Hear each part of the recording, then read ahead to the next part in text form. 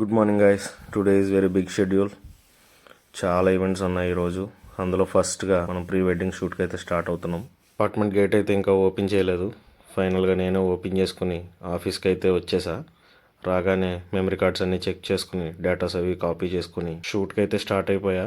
వెళ్ళే దారిలో మా టీంని పికప్ చేసుకుని షూట్కి అయితే స్టార్ట్ అయిపోయి ఈ టెంపుల్లో నాకు చాలా స్వీట్ మెమరీస్ ఉన్నాయి.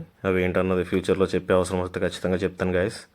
మార్నింగ్ చాలా ఎర్లీగా లేచిన వల్ల ఆకలి అయితే బీభత్సంగా వేస్తుంది గైస్. చుట్టుపక్కల టిఫిన్ సెంటర్లు ఏం లేవు. ఇంకా అందుకనే బిస్కెట్ ప్యాకెట్ కొనుక్కొని తినేసాం.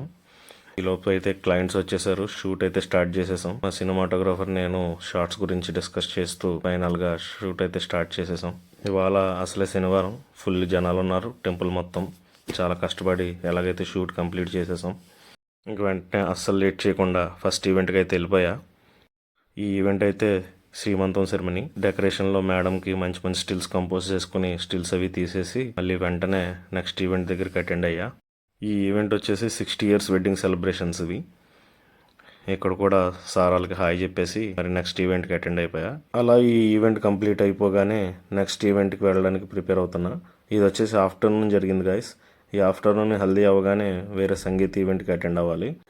ఫైనల్లీ గైస్ సంగీత్ ఈవెంట్కి అయితే అటెండ్ అయిపోయి ఈవెంట్ అయితే స్టార్ట్ అయిపోయింది. ఎండింగ్లో మీకు మార్నింగ్ చెప్పిన ప్రీ వెడ్డింగ్ యొక్క ప్రివ్యూ నేను చూపిస్తాను. ఇప్పుడు చూడండి గైస్.